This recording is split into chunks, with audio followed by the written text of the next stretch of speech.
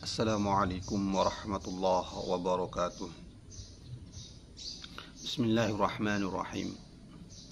Syekh Nawawi Al-Bantani atau Syekh Nawawi Banten yang merupakan salah satu ulama Nusantara yang karyanya mendunia, dalam kitabnya Naswaihul Ibad, nasihat untuk para hamba-hamba Allah, pada maqalah yang kelima dari Utsman radhiyallahu anhu menyatakan, hammud dunya zulmatun fil qalbi wa hammul akhirati nurun fil qalbi. Takut akan hal-hal perkara-perkara yang berkaitan dengan dunia semata itu menyebabkan hati menjadi gelap. Sebaliknya, bila takut terhadap hal-hal yang berkaitan dengan akhirat, maka menyebabkan hati menjadi bercahaya. Kenapa hal ini bisa terjadi?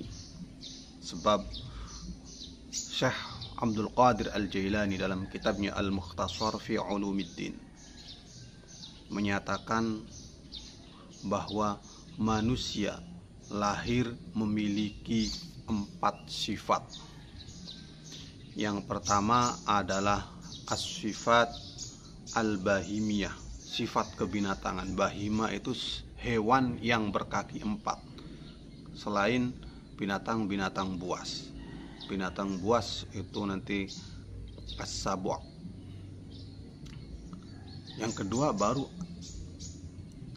as-sifat as-sabu'iyah. Ini berkaki 4 tapi binatang buas, macan, harimau, singa, dan sejenisnya. Yang ketiga as-sifat asy-syaitaniyah, sifat kesyetanan. Yang keempat adalah as-sifat ar-rabbaniyah, sifat ketuhanan. Kapan sifat bahimiyah aktif? Kapan sifat sabu'iyah aktif? Kapan sifat syaitaniyah aktif? Dan kapan sifat ar-rabbaniyah ini aktif? Karena masing-masing sudah terinstall di dalam diri setiap manusia, tinggal menunggu titik poinnya. Ketika tombol itu terpencet, maka akan aktif.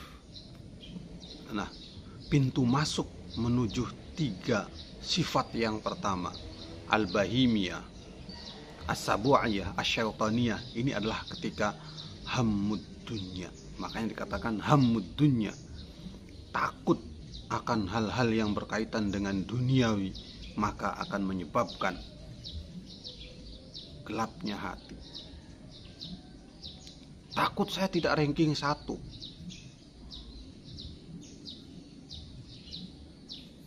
Tapi ketakutan ini hanya orientasinya dunia semata. Karena kalau saya ranking 1, saya akan dijanjikan untuk liburan ke sini, saya akan dijanjikan mendapatkan hadiah handphone baru, laptop baru. Orientasinya dunia semata. Sehingga apa yang terjadi? Hatinya diliputi oleh asyahawat. Saya harus memiliki handphone baru, hadiah sebagai apresiasi ranking 1.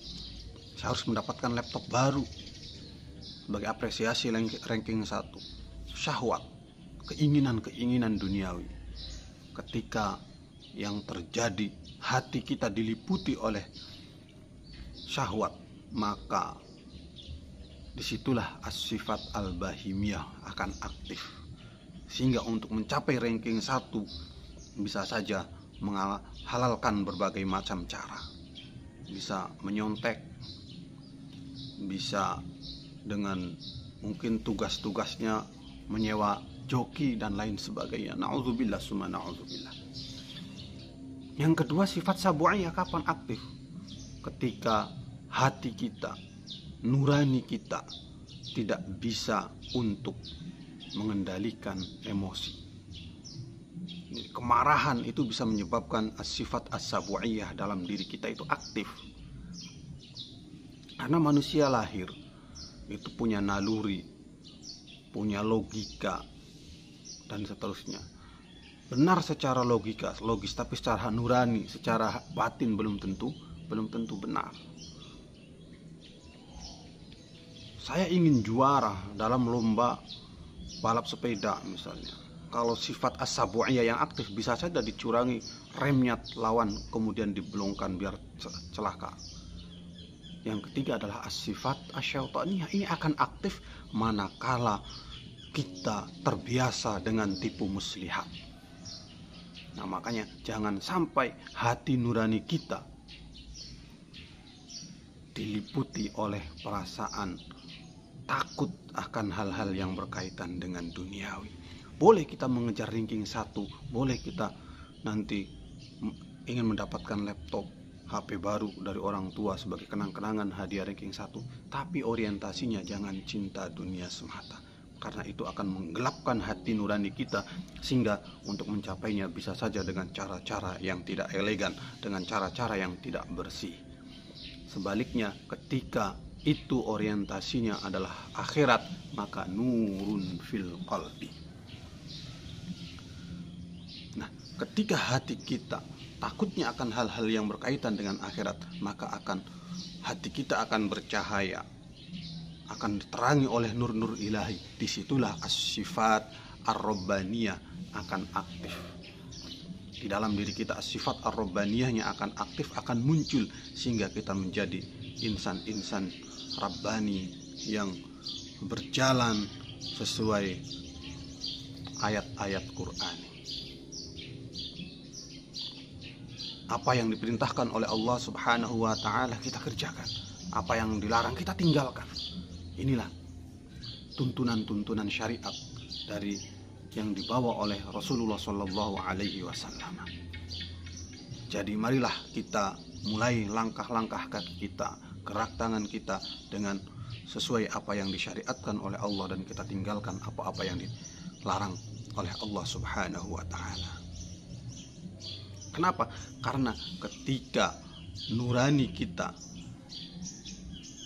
hati kita sudah dikuasai oleh asyahawat, al-ghadab, al-makruh, wal khid'ah dan sejenisnya, tipu muslihat, menipu, berbohong, keinginan-keinginan duniawi semata, hati kita bisa menjadi rusak. Dan Nabi sudah memberikan peringatan, ala inna fil jasadi mudghah, bahwa ingatlah di dalam tubuh kita ini ada segumpal daging. Ketika idza saluha saluhal jasadu kullu wa idza fasada fasadal jasadu kullu. Ketika segumpal daging itu baik, maka seluruh tubuh kita itu menjadi baik. Karena segumpal daging itu baik, maka akan menyetir kita untuk melakukan hal-hal yang baik, menolong sesama, kaki melangkah menuju musola, kaki melangkah menuju masjid, kaki melangkah menuju majelis taklim, kaki melangkah menuju kebaikan-kebaikan yang lainnya. Mulut yang terucap adalah hal-hal yang berfaedah. Tapi ketika idza fasada fasadal jasadu kullu, sebaiknya ketika segumpal daging itu jelek, maka yang akan terjadi adalah kejelekan-kejelekan. Kaki berat untuk menuju ke musola, tapi akan ringan menuju ke tempat maksiat. Mulut berat untuk mengucapkan sholawat, tapi ringan untuk mengumpat. Ala wahya al-qalbu, segumpal daging itu adalah hati. Makanya untuk memulai agar kita bisa menekan ketiga sifat yang pertama, as-sifat al-bahimiyah, as-sabu'iyah, asy-syaitaniyah, itu kita mulai dengan mengendalikan hatinya, karena hati itu adalah sultanul jawarih. Hati itu adalah sayyidul jawarih wa malikul a'dha. Hati yang ada di dalam tubuh kita. Kenapa? Ketika hati ini baik, maka seluruh tubuh kita menjadi baik. Ketika hati itu jelek, maka seluruh tubuh kita itu menjadi jelek. Karena al-qalbu sayyidul jawarihi, hati itu menjadi tuan, menjadi raja, menjadi penguasa yang akan mengontrol seluruh tubuh kita. Ya, seperti yang saya contohkan barusan. kemana langkah kaki bergerak, kemana, untuk apa tangan bergerak, untuk apa mulut berucap, untuk apa telinga digunakan, apakah mendengarkan yang baik atau yang buruk, itu tergantung dari hatinya. Makanya pertama yang harus kita lakukan adalah membersihkan hati, dan semoga kita semua bisa diberi anugerah oleh Allah Subhanahu wa taala untuk mendapatkan itu semua, sehingga kita menjadi insan-insan rabbani yang setiap langkahnya sesuai dengan ayat-ayat Qur'ani. Wa akhiran, wassalamualaikum warahmatullahi wabarakatuh.